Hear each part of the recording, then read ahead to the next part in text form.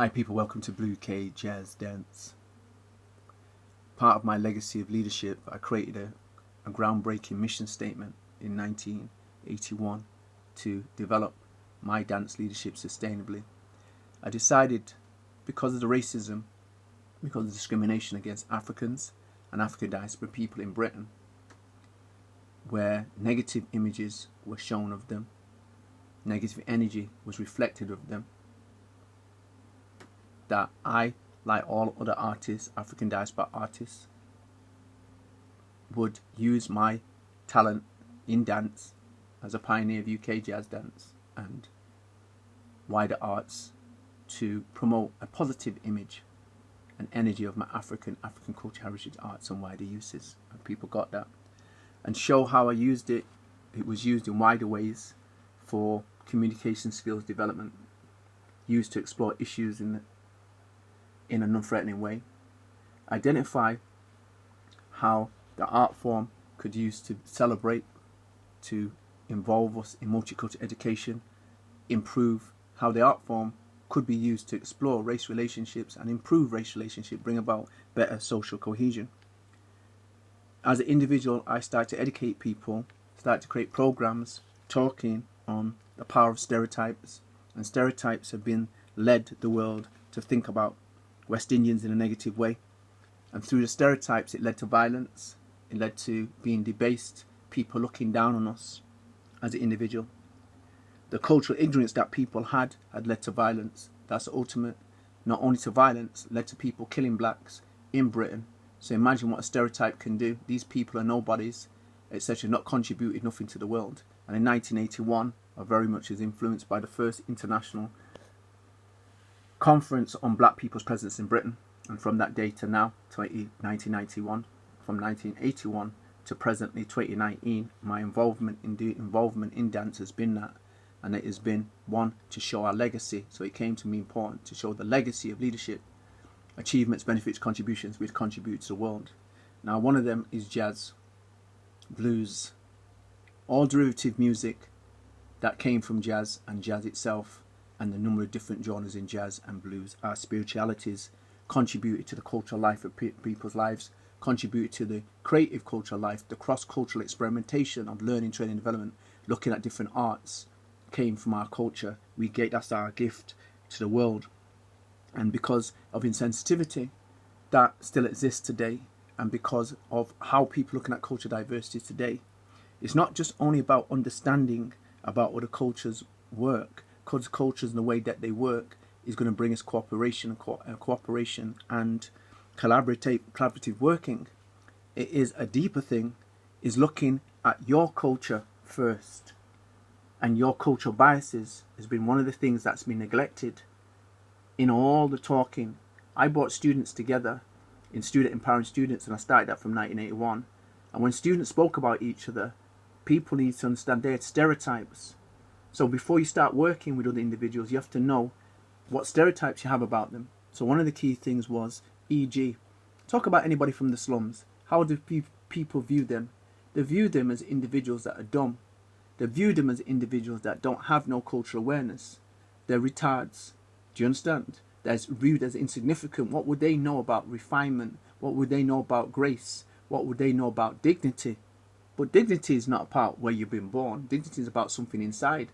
And people in the slums, to people, from a king to a pauper, yeah, from a prince, a pauper to a queen, people show dignity inside who they were, and people missed people who wanted people to have a divide in culture between the different cultures, put divides in for us, and told you a person is in the slums, this is how they are.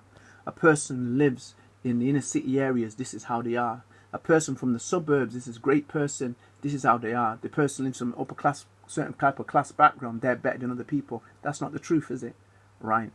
So part of cultural diversity challenges that we have now, weaknesses and threats, is individuals don't know themselves. And what's come up is really what's beautiful that's happening at the moment.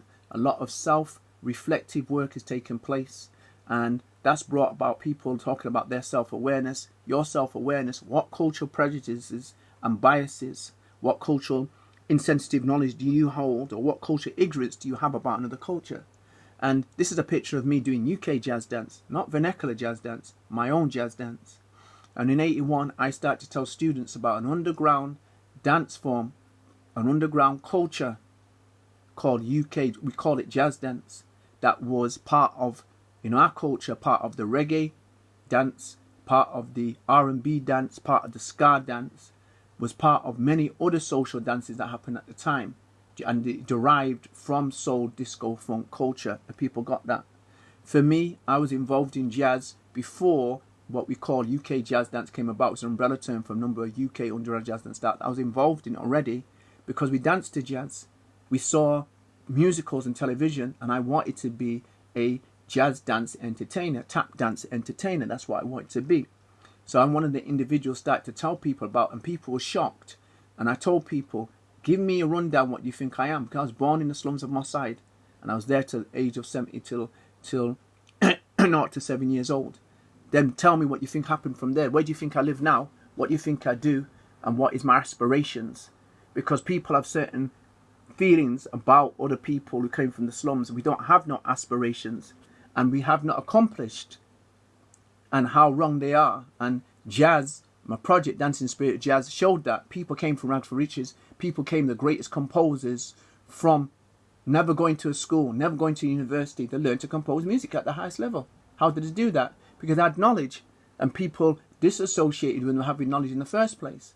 And what was what adversity did they use to get them from rags to riches, from them to perform in the slums, from the streets to bump for kings and queens?